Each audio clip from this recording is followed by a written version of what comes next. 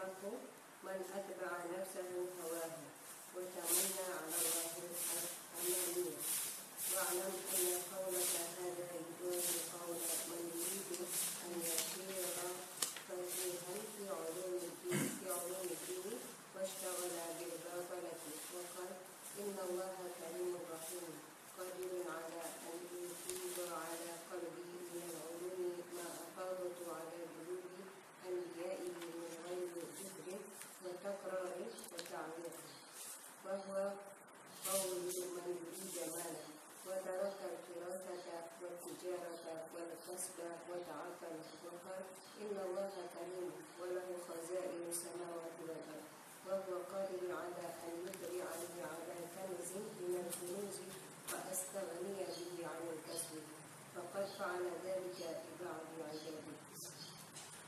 فأنت إذا سمعت كلام هذين الرجلين استحمقتهما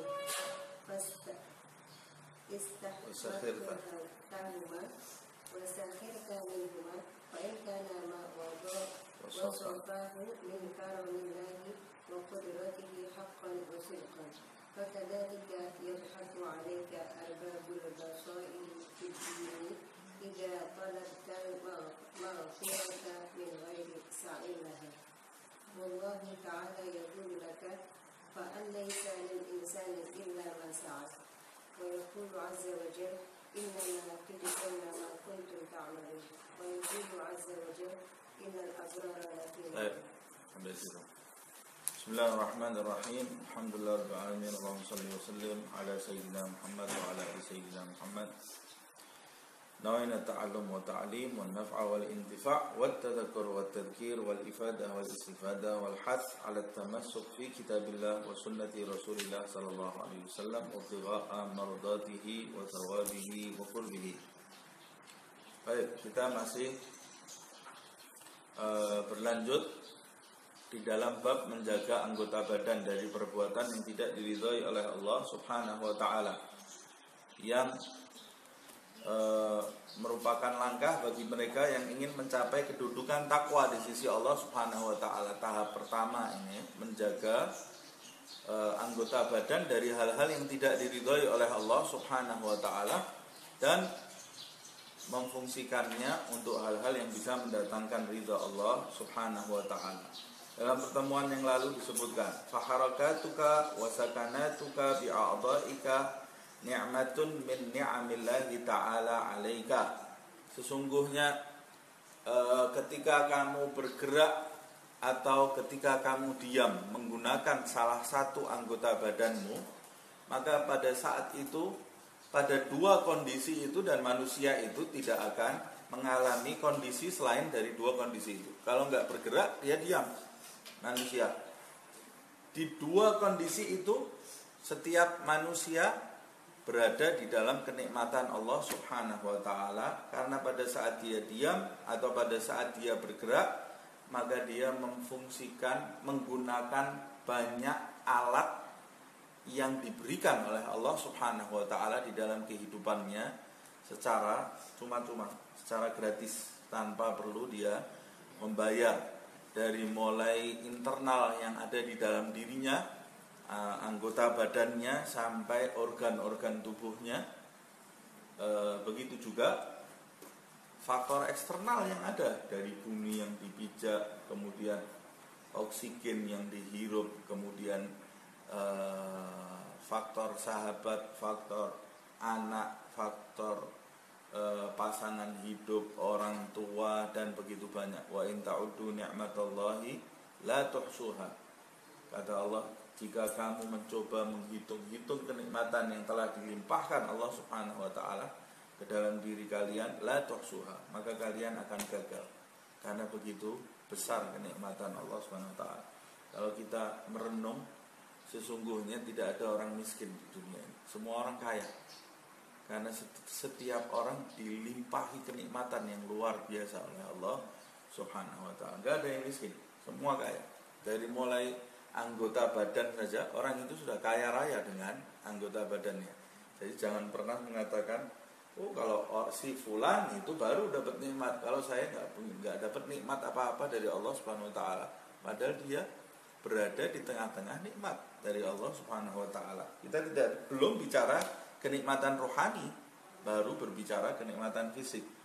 Sebab itu fala tuharrik syai'an minha, jangan kau gerakkan satu pun dari kenikmatan itu fi maksiatillah azza wa jalla aslan, mutlak. Bagaimana mungkin kamu menggunakan pemberian dari zat yang maha pemurah itu, pemberian itu kamu fungsikan untuk bermaksiat kepada yang memberi. Ini betul-betul orang yang sangat bejat sekali, orang yang tidak tahu diri. Sudah dibantu, hidupnya ditopang, diperhatikan makannya, minumnya, tidurnya, badannya, kesehatannya diperhatikan terus oleh Allah Subhanahu wa taala. Dan bahkan kalau Allah meninggalkan dia sekejap, hancur dia. Jadi Allah selalu memperhatikan kehidupan orang ini, tapi dibalas perhatian Allah Subhanahu wa taala itu dengan perbuatan maksiat kepada Allah Subhanahu wa taala. Wasta'milha fi ta'atillah ta'ala. Maka gunakanlah segalanya itu, kenikmatan tadi, ista'milha, fungsikanlah fi ta'atillah, dalam ketaatan kepada Allah Subhanahu wa taala ta'ala. Wa'lam, ketahuilah, annaka in qassarta fa ilaika yarji'u wabaluhu. Camkan, wa'lam, camkan, ketahui, sesungguhnya engkau, annaka, sesungguhnya engkau, in qassarta, jika kamu melalaikan, maksudnya melalaikan perintah tadi, yaitu tidak memperhatikan kenikmatan tadi, sehingga kamu fungsikan untuk hal-hal seenaknya saja. Kalau kamu lalai terhadap hal ini,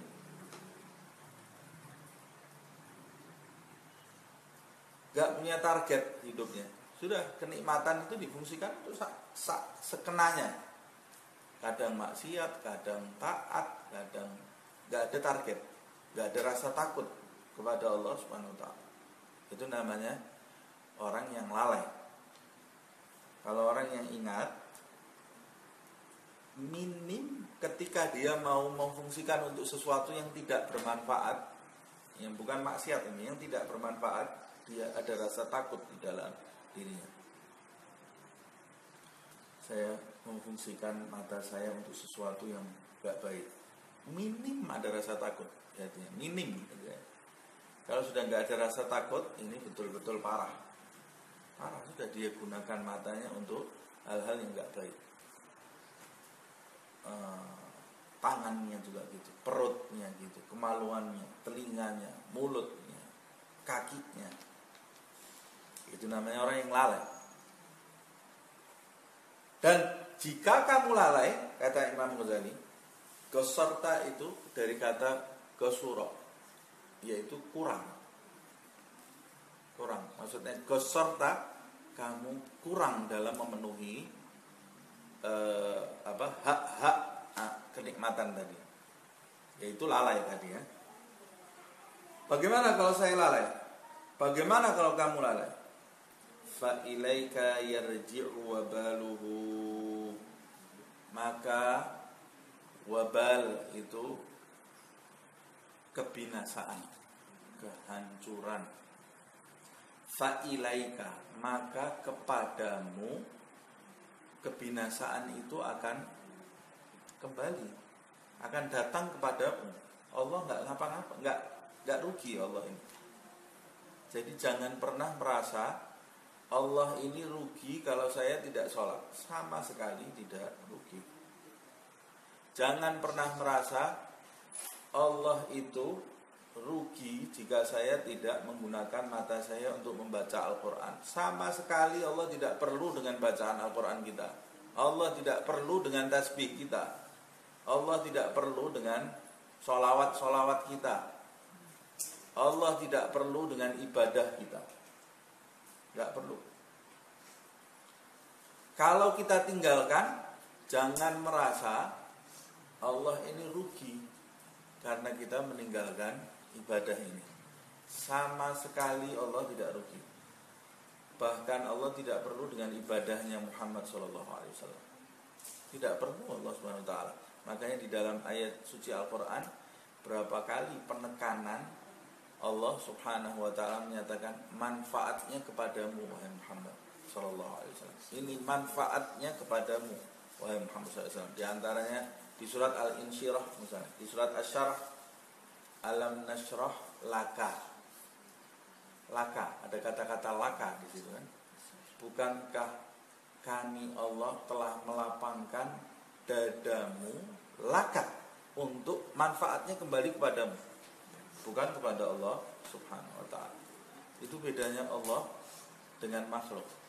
Kalau kita menciptakan sesuatu, kita perlu bantuan dari ciptaan kita. Kita menciptakan sesuatu untuk menolong kehidupan kita kan. Menciptakan HP, kita jadi perlu dengan HP itu. Sekarang ada orang meninggalkan HP sebentar saja sudah stres ya, tidak ada HP. Kita menciptakan komputer, kita perlu dengan komputer. Kita ciptakan kalkulator, kita perlu dengan kalkulator itu. Kita jadi butuh dengan ciptaan kita. Tapi Allah Subhanahu wa taala sama sekali tidak perlu dengan ciptaannya. Dia menciptakan ciptaannya karena ingin memberi kenikmatan pada ciptaan itu, dan dia sama sekali tidak perlu dengan ciptaannya. Nah, wa in syammarta, tapi jika engkau bersungguh-sungguh memanfaatkan itu untuk kebaikan, syammara yusammiru itu bersungguh-sungguh dalam perbaikan, meningkatkan kualitas. Fa ilaika ta'udu thamaratuhu, maka hasilnya, manfaatnya juga akan kembali kepada kamu. Jadi bahasa kasarnya terserah. Terserah, sama seperti ucapan kita misalnya kepada anak kita yang besok ujian misalnya. Ada anak kita besoknya ujian, terus kita paksa untuk belajar.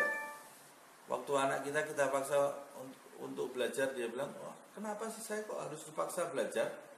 Kita bilang ke mereka, ke anak kita itu, saya nggak dapat apa-apa dari belajar kamu, terserah kamu. Kamu belajar yang dapat manfaat kamu nggak belajar yang rugi juga kamu. Kita nggak dapat apa-apa, nggak dapat apa-apa. Walaupun kalau orang tua masih tetap dapat. Kalau anaknya pintar, dapat nama harum dari anaknya. Kalau anaknya berbuat buruk, ya dapat kena juga lah percikan keburukan, imbasnya dari anak itu. Tapi kalau Allah Subhanahu wa taala betul-betul murni, nggak perlu. Fa ilaika ta'udu thamaratuhu, manfaatnya juga akan kembali ke kamu. Allah Subhanahu wa taala itu memaksa kita untuk sholat, memaksa kita untuk meninggalkan hal-hal yang diharamkan oleh Allah Subhanahu wa taala, karena Allah Subhanahu wa taala memiliki rahmat kepada diri kita, menginginkan kita semua ini mencicipi kebahagiaan di dunia dan di akhirat. Dipaksa oleh Allah Subhanahu wa taala agar kita mendapat kebahagiaan dunia dan akhirat. Tapi anehnya ada orang dipaksa bahagia, dia marah, nggak mau dia. Jadi dia rela tidak mendapat kebahagiaan itu. Dia rela meninggalkan kebahagiaan itu.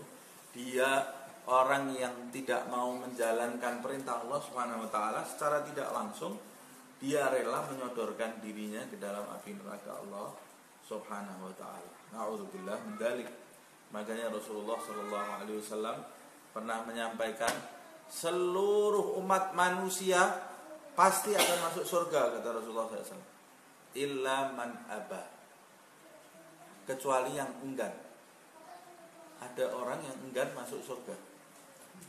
Semuanya manusia seharusnya, kata Rasulullah, pasti masuk surga, kecuali illa man aba. Kata sahabat heran, wah, siapa mereka ya Rasulullah? Waman alladhi ya'ba ya Rasulullah, siapa yang enggan masuk surga itu, kata Rasulullah SAW. Waman ata'ani dakhala al-jannah wa man 'asani faqad aba. Kata Rasulullah, siapa yang taat kepadaku dia masuk ke surga. Dan siapa yang bermaksiat kepadaku maka dia enggan masuk ke surga Allah Subhanahu wa taala. Siapa yang taat kepada Rasul maka dia taat kepada Allah Subhanahu wa taala.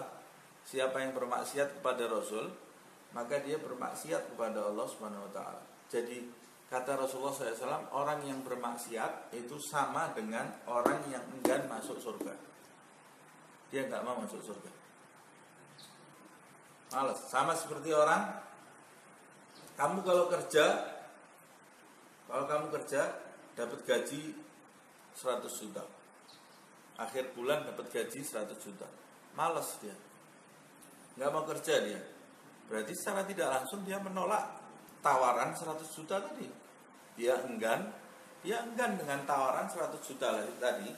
Jadi dia rela nanti di akhir bulan enggak punya keuntungan apa-apa. Sama seperti itu.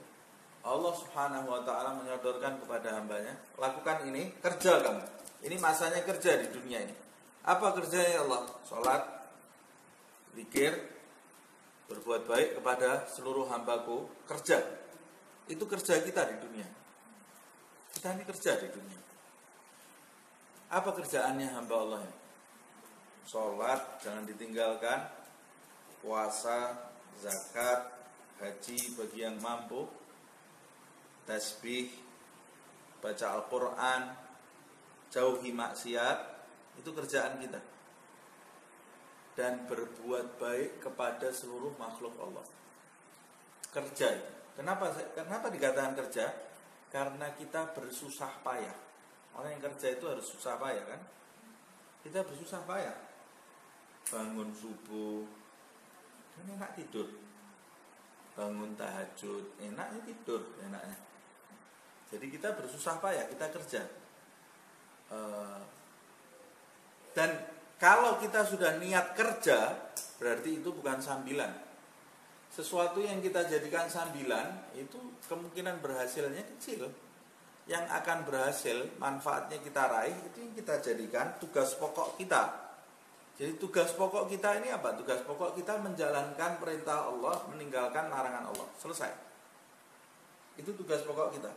Jadikan itu tugas saya, kerjaan saya di dunia ini, menjalankan perintah Allah, meninggalkan hal-hal yang dilarang oleh Allah Subhanahu wa taala. Itu tugas pokok saya. Sebab Allah mengatakan di dalam ayat, "Wa ma khalaqtul jinna wal insa illa liya'budun." Aku tidak ciptakan jin dan manusia kecuali untuk menyembah. Selain ini sambilan. Selain ini sambilan. Cari rezeki sambilan. Itu sambilan. Kan buat melangsungkan hidup aja di dunia. Padahal dunia ini kita nggak mau tinggal selamanya. Berarti itu yang sambilan. Yang pokok yang buat akhirat. Yang manfaatnya hanya buat dunia itu sambilan. Yang manfaatnya buat akhirat itu tugas pokok. Cari rezeki buat makan saya, itu sambilan. Cari rezeki untuk menyantuni orang-orang fakir miskin, itu tugas pokok. Itu jadi tugas pokok. Tapi kalau untuk perut saya, itu sambilan. Kalau untuk menyantuni orang, itu untuk akhirat, berarti itu tugas pokok. Itu tugas pokok. Baca Al-Quran itu tugas pokok. Baca komik itu sambilan. Melihat pemandangan alam ini dengan tafakur itu tugas pokok. Berangkat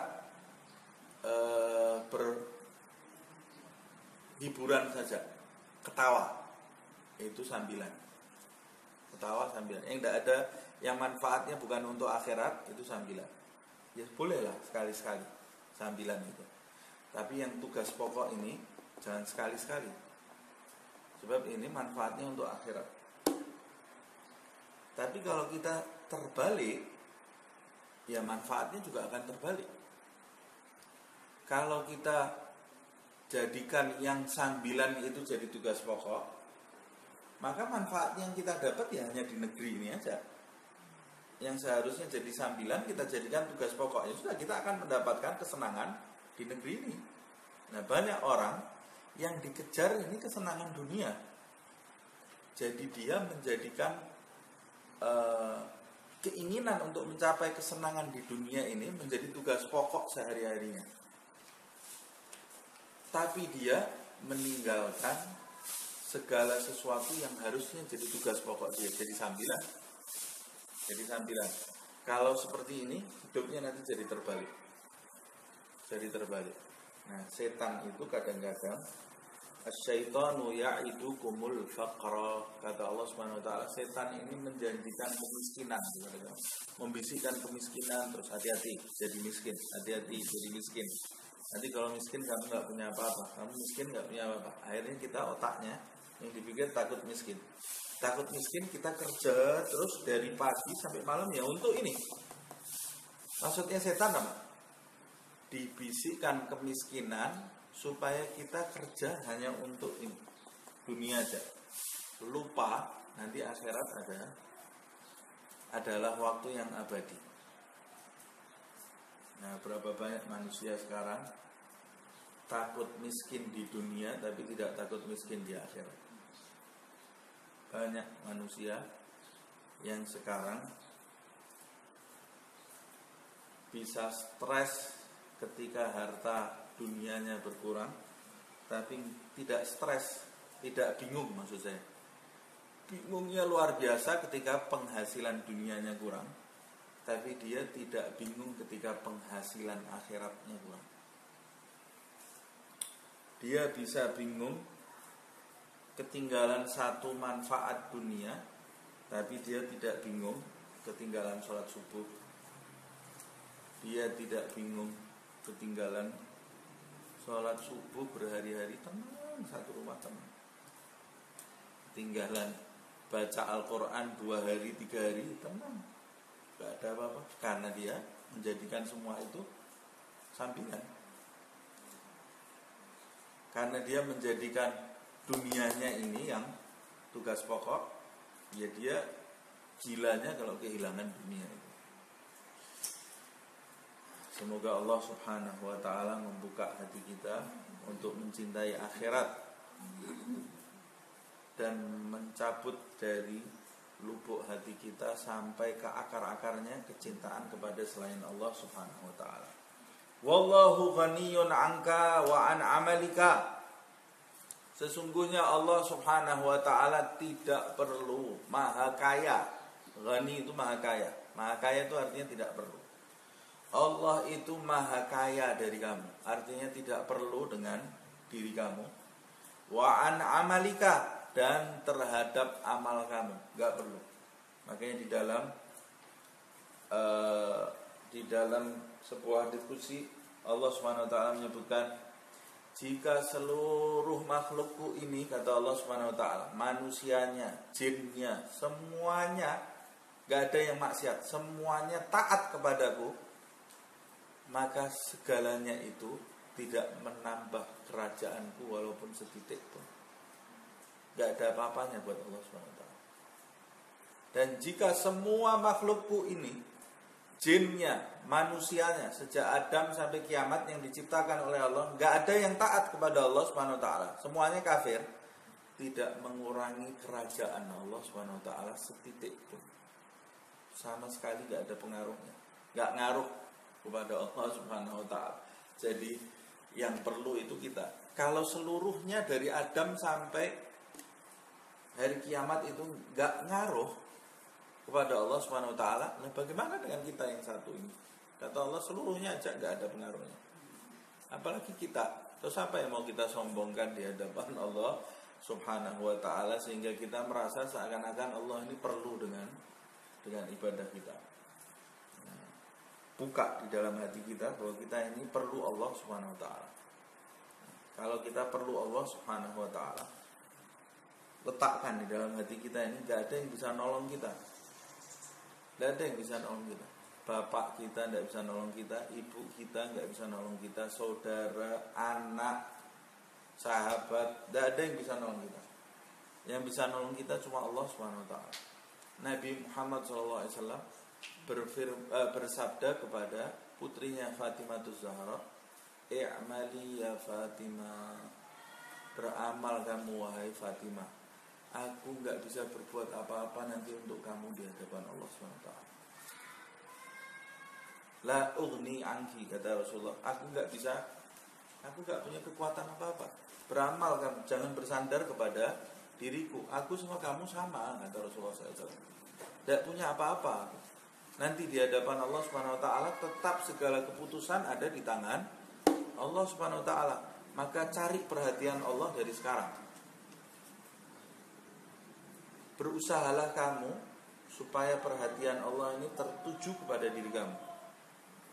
Kalau mau berusaha supaya Allah memperhatikan kita, ya berarti kita harus sungguh-sungguh cari apa yang menjadikan Allah memperhatikan kita. So kalau Allah sudah memperhatikan hambanya, ini tanda-tanda kebahagiaan dalam diri hamba tadi. Pasti hidupnya akan bahagia. Nah, kita harus cari apa yang menjadikan Allah ini memperhatikan kita. Kalau perhatian manusia tidak ada manfaatnya. Tidak ada manfaatnya. Jangan berusaha karena cari perhatian manusia. Tidak bermanfaat di dunia ini, tidak bermanfaat, apalagi nanti di akhirat. Kalau dikubur, ketika kita sekarat, perhatian manusia ini sudah hilang, sudah tidak ada manfaatnya. Di dunia nggak ada manfaatnya, apalagi ketika kita sekarat. Ada pasangan kita yang sangat mencintai kita, anak-anak kita yang sangat mencintai kita, yang kita juga memperhatikan kehidupan anak kita itu, yang kita cintai juga. Nanti kalau kita sekarat, sudah nafsi sendiri, urusannya sendiri-sendiri. Kita ngurusi diri kita sendiri, anak kita juga nggak bisa berbuat apa-apa. Sudah kita sendiri, maju sendiri, dikubur juga sendiri, di dalam yang lahat itu kita sendiri. Jangan masuk kubur, nunggu di kuburan aja nggak betah lama-lama anak kita. Begitu kita dikubur, sudah lain, sudah putus hubungan itu. Begitu kita masuk ke dalam kubur, nggak ada anak kita yang mau nunggu setengah jam sampai maghrib aja, nggak ada. Begitu dikubur, orang pulang, dia pulang. Dia sampai di rumah paling cuma nangis. Ingat kita mungkin sebulan, 2 bulan, habis itu selesai, biasa lagi hidupnya. Nama kita sudah terkubur di antara banyak nama yang sudah lewat. Sudah terlalu banyak nama yang lenyap dari bumi. Nanti gilirannya kita juga itu. Gilirannya nama kita nanti tidak ada yang nyebut lagi, tidak ada yang menyebut kita lagi di muka bumi. Akan tiba nanti giliran itu. Giliran nanti kita hanya dikenang oleh anak kita. Cucu kita sudah nggak nyebut kita lagi. Cucu kita ini sudah nggak nyebut kita lagi, nggak kenal. Siapa yang masih tetap kenal dengan kita? Allah. Siapa yang masih memperhatikan kita? Hanya Allah. Siapa yang masih memiliki kasih sayang kepada kita? Hanya Allah. Siapa yang bisa menolong kita? Hanya Allah. Siapa yang bisa menyelamatkan kita? Hanya Allah Subhanahu wa ta'ala. Terus kenapa kita lalaikan Allah Subhanahu wa ta'ala dan kita sibuk dengan hal-hal yang tidak bisa menolong kita? Allah ini yang maha baik kepada kita lalaikan setiap hari. Tapi perhatian kita justru tertuju kepada makhluk yang gak bisa berbuat apa-apa buat kita, tidak bisa menolong kita. Orang yang berakal, dia ini tidak memalingkan pandangannya dari Allah Subhanahu wa ta'ala. Orang yang berakal, dia akan terus genggam ikatannya dengan Allah Subhanahu wa ta'ala. Walaupun banyak duri yang akan dia lewati, tetap gak dilepas. Sebab satu-satunya yang bisa membahagiakan diri kita hanya Allah. Hanya Allah Subhanahu wa ta'ala. Dikubur nggak ada yang nolong kita kecuali Allah. Di hari kebangkitan juga tidak ada yang menolong kita kecuali Allah. Wa innama kullu nafsin bima kasabat rahinatun. Sesungguhnya setiap orang itu menggadaikan amalnya masing-masing. Rohinah itu, rohen itu penggadaian. Jadi sesungguhnya setiap jiwa terhadap apa yang dia perbuat, dia menggadaikan perbuatannya. Nanti balasannya ada sendiri.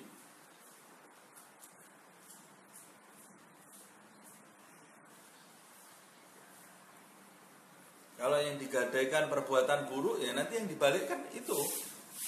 Yang dikembalikan sama Allah perbuatan buruknya itu.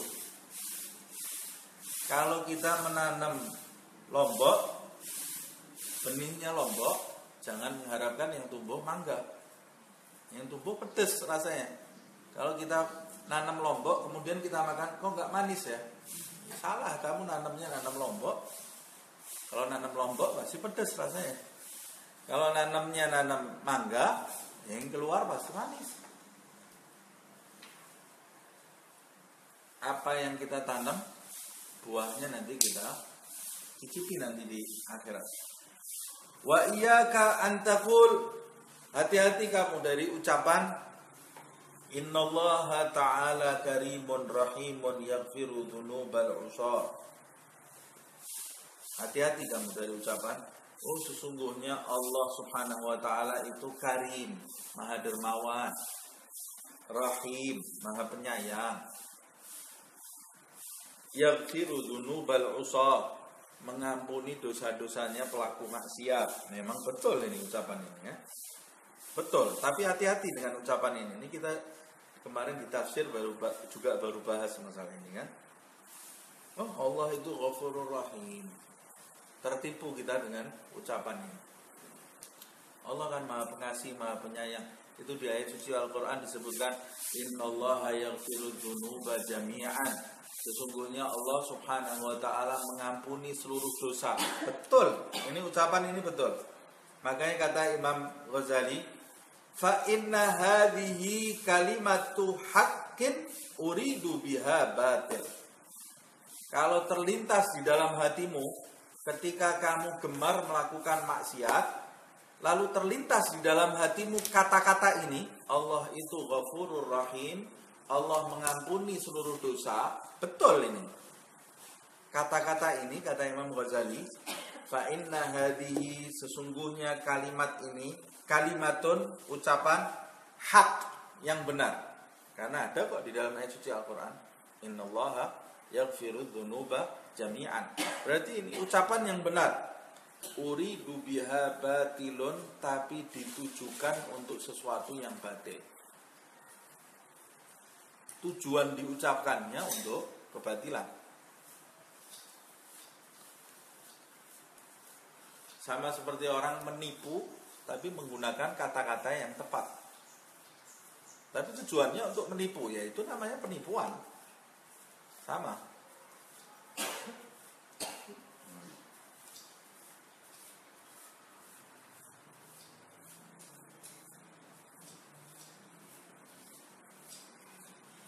Wasahibuha, dan penyandang perbuatan ini, ucapan ini, mulaqab, dijuluki, bil hamaqah, dijuluki sebagai orang yang dungu. Siapa yang menjuluki? Bitalgi bi Rasulillah sallallahu alaihi wasallam. Yang menjuluki adalah Rasulullah sallallahu alaihi wasallam. Dengan julukan bitalghibi, dengan julukan Rasulullah sallallahu alaihi wasallam. Rasulullah sallallahu alaihi wasallam. Haitsu qala, di mana beliau sallallahu alaihi wasallam bersabda, al-kayyis. Al-kayyis, kayyis ini orang yang cerdik. Orang yang cerdas. Siapa orang yang cerdas itu? Al-kayyis, orang yang cerdas, mandana nafsahu. Siapa orang yang cerdas itu? Yaitu siapa yang dana. Dana itu merendahkan, menundukkan. Satu akar kata dengan dunia. Dunia itu disebut dunia karena dia rendah. Mandana nafsahu, nafsunya yang merendahkan keinginan-keinginan nafsunya, menundukkan keinginan-keinginan nafsunya. Wa amila, dan dia beramal,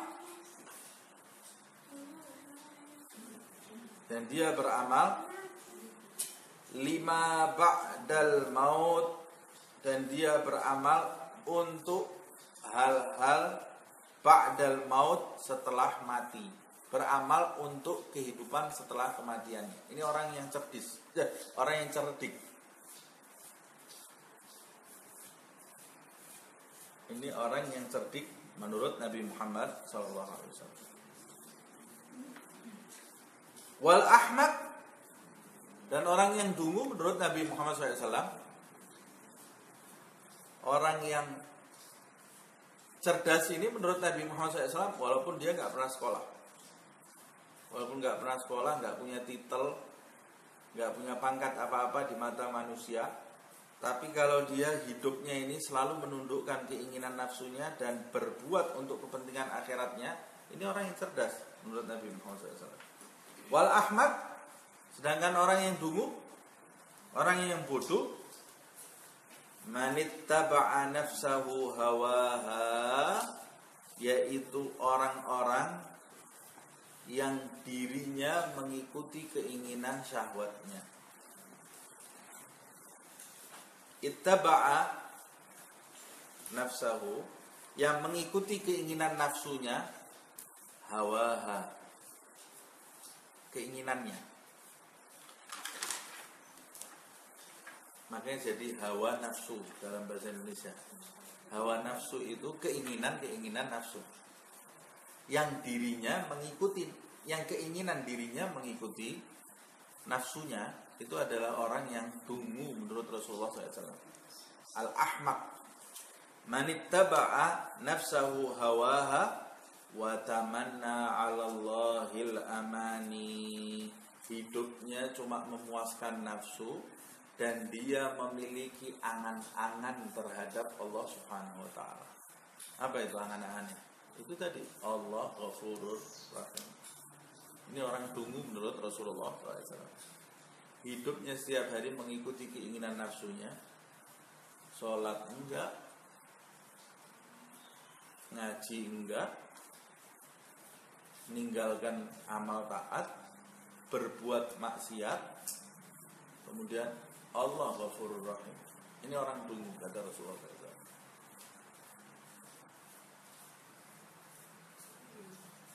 Ya, dia tidak berbuat apa-apa. Nah, jadi ada istilahnya seperti ini. Kalau kamu tidak menanam benih pada saat orang-orang menanam benih, pada waktunya para petani menanam benih, kalau kamu tidak ikut menabur benih, maka nanti pada saat para petani menuai, kamu jangan berharap dapat panen. Kamu nggak nanam kok. Nah, orang yang bodoh itu, orang yang pada waktu orang petani menabur benih itu, dia tidak ikut menabur, tapi kemudian dia ngitung, nanti panen saya berapa ya kira-kira. Ini kan orang dungu ini namanya. Ini orang bodoh ini namanya. Sama seperti itu. Ada orang waktu hidupnya tidak pernah beramal, yang diikuti keinginan syahwatnya saja. Pokoknya apa mau nafsunya diikuti. Tidak pernah dia beramal. Dan ini parah, bisa berbahaya. Mungkin pada awalnya ada, kalau orang pada awalnya dia mengikuti hawa nafsu, biasanya ada pergulatan, ada perdebatan antara dirinya, antara ruh dengan nafsunya. Enggak, saya mau ini, enggak ada perdebatan. Tapi kalau sudah tanpa perdebatan itu bahaya. Jadi otaknya sudah otak nafsu. Itu lebih susah lagi. Nanti akan sampai taraf, kalau terus diikuti, akan sampai ke taraf nafsu itu menyeret orang yang menyandang nafsu tadi, akan sampai ke taraf kalau dengar hal-hal yang baik bisa jijik, sumpah. Nah, ini ada betul orang seperti ini ya. Dengar Al-Quran mau muntah. Jadi kalau dengar Al-Quran, kebalikannya, hatinya malah gundah. Orang Islam. Dengar Al-Quran, sumpek. Dengar lagu, bahagia. Dengar Al-Quran, sumpek. Sholat, sumpek. Tapi melakukan sesuatu yang tidak ada manfaatnya, bahagia. Begitu Allahu Akbar, adzan, langsung hatinya sumpek. Ini bahaya. Kalau punya jiwa seperti itu, harus segera didobrak. Ada orang dengar adzan bisa muntah. Ini saya lihat betul ya. Iya. Muntah, dengar adzan itu muntah. Jadi enak dia. Sumpek hatinya. Orang kan kalau sumpek itu bisa nyerang kemana-mana kan. Bisa kena mahnya, bisa kena ini. Dengar adzan ini muntah dia. Orang kalau sudah hidupnya nafsu terus, nanti yang jelek-jelek semua nempel di kanan kirinya ini kan. Yang dekat, yang jelek-jelek semuanya. Orang yang dekat ke dia orang yang jelek. Jin yang dekat ke dia juga jin yang jelek. Setan-setan yang jelek itu yang nanti lama-lama berjalan di darahnya ini sudah mengakar di dalam darahnya. Nah, setan itu kalau dengar adzan kata Rasulullah, enak dia, muntah. Setan ini kalau dengar adzan kata Rasulullah, lari sampai terkentut-kentut. Manusia yang sudah separuh setan seperti itu. Kalau dengar adzan, mual. Dengar bacaan Al-Quran, mual. Gak ada jinnya kadang-kadang. Memang dirinya itu, bukan jin. Memang dirinya seperti itu. Otaknya sudah otak hawa nafsu. Jadi satu-satunya cara, ya harus dilawan. Ditundukkan sebelum bertambah parah. Kita ini kalau kita tidak suka makanan yang nikmat, ada makanan nikmat disodorkan ke depan kita, kalau kita nggak suka, yang salah bukan makanannya.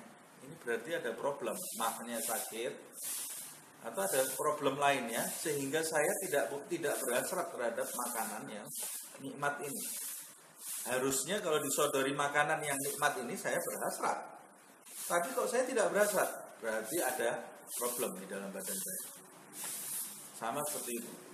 Kalau kita disodori sholat, tidak ada hasrat melakukan sholat itu, berarti ada problem di dalam diri kita. Yang harus dilawan. Kalau disodori Al-Quran, enak, berarti ada problem di dalam diri kita. Nafsu ini sudah mulai bercokol, kerajaan nafsu ini sudah mulai menang di dalam diri kita. Nah, kalau kita diamkan, berbahaya, betul berbahaya. Nah, sekarang ini fenomena terutama perempuan. Fenomena di masyarakat kita ada perempuan atau siapapun atau jerit, bacakan ayat suci Al-Quran, kadang-kadang nggak ada jeritnya. Ya sudah, memang ini otaknya dia. Jadi dia enak, betul-betul enak dari dirinya itu. Ketika mendengarkan ayat suci Al-Quran, kadang-kadang nggak ada setannya. Dan itu kalau didiamkan terus berpengaruh kepada psikis. Nah, makanya anak-anak kita dari kecil kenalkan dengan Al-Quran. Karena tidak ada yang bisa menolong kita di akhir zaman ini kecuali Al-Quran, zikir. Kalau kita jauh dari Al-Quran, jauh dari zikir, berarti kita menyodorkan diri kita ini kepada banyak penyakit. Bisa terjangkiti banyak penyakit. Karena makanannya ruh itu ya dua ini, Al-Quran sama zikir.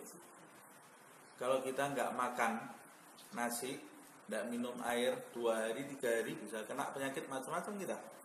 Bisa dehidrasi. Nah, roh ini kalau nggak kena Al-Quran, nggak kena zikir, ya dehidrasi juga deh. Kalau sudah dehidrasi, kena penyakit macam-macam. Kalau jasad, lambungnya kena, terus bisa macam-macam, bisa ginjal, bisa macam-macam. Kalau roh juga ada penyakitnya. juga banyak nanti penyakitnya.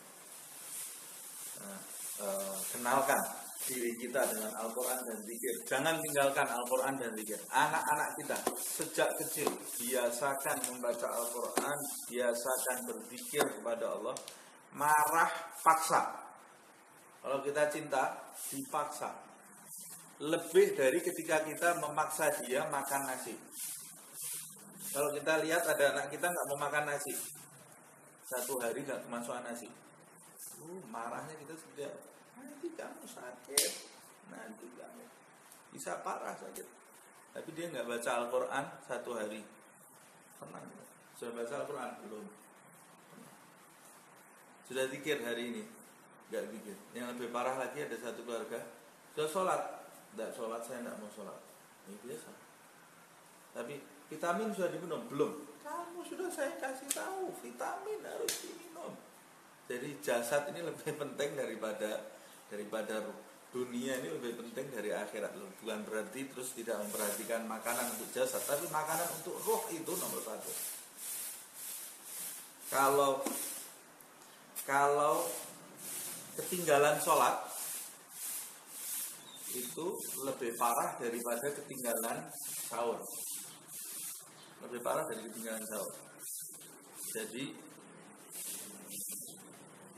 kalau nggak sahur kita kadang-kadang bisa marah, tapi kalau nggak sholat kita tenang. Kalau sahurnya telat, yang dipikiri bukan sholat subuhnya telat, tapi yang dipikiri sahur, saya nggak sahur ini tadi. Saya tadi nggak sahur. Sholat subuh itu lebih penting dari sahur. Sahur itu sunnah, sholat subuh itu wajib. Sholat subuh itu wajib. Ketinggalan makan itu nggak ada apa-apa.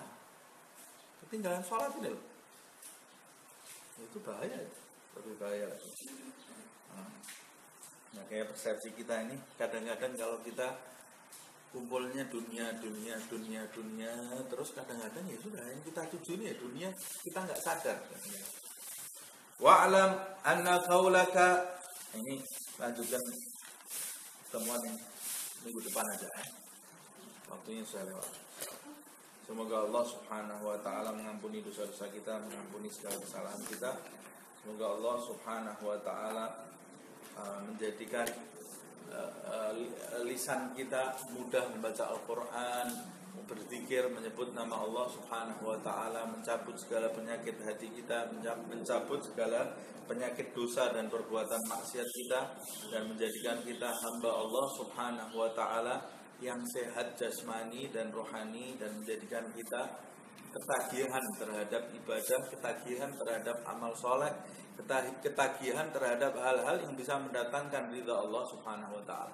Semoga Allah Subhanahu wa ta'ala mencabut dari dalam diri kita pengagungan terhadap selain Allah Subhanahu wa ta'ala, dan melimpahi kita pengagungan terhadap Allah Subhanahu wa ta'ala, kecintaan terhadap Allah Subhanahu wa ta'ala yang menjadikan wajah kita terus memandang Allah Subhanahu wa ta'ala, keinginan kita selalu mencari ridha Allah Subhanahu wa ta'ala dan berpaling dari selain Allah Subhanahu wa ta'ala, dan menjadikan pandangan kita ini dijawab oleh Allah Subhanahu wa ta'ala, menjadikan Allah memandang kita, mencintai kita berkat bulan Ramadan, dan menjadikan kita termasuk mereka yang mendapat hasil di bulan Ramadan ini, diterima amal ibadah kita, puasa kita, salat kita, zikir kita, qiraatul Quran kita, ditambah semangat kita untuk mendekat kepada Allah Subhanahu wa ta'ala, dan dijadikan kita termasuk mereka yang beruntung memimpikan Rasulullah sallallahu alaihi wasallam dan mendapat malam Al-Qadar. Amin ya rabbal alamin. Al-Fatihah.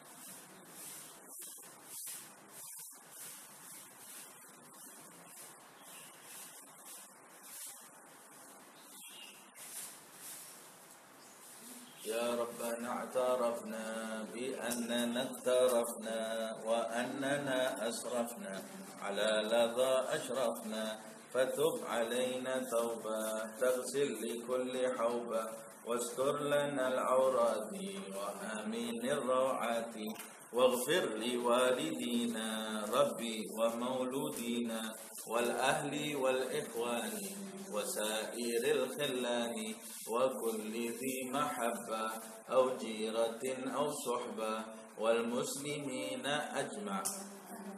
ربي اسمع فضلا وجودا منا لا باكتساب منا رسولي نحظى بكل سولي بالمصطفى الرسول نحظى بكل سولي بالمصطفى الرسول نحظى بكل سولي صلى وسلم ربي عليه عد الحب وآله والصحب عداد طش الصحب والحمد للإله بالبدء والتناهي سبحانك اللهم وبحمدك أشهد أن لا إله إلا أنت أستغفرك وأتوب إليك سبحان ربك رب العزة عما يصفون سلام على المرسلين والحمد لله رب العالمين والعفو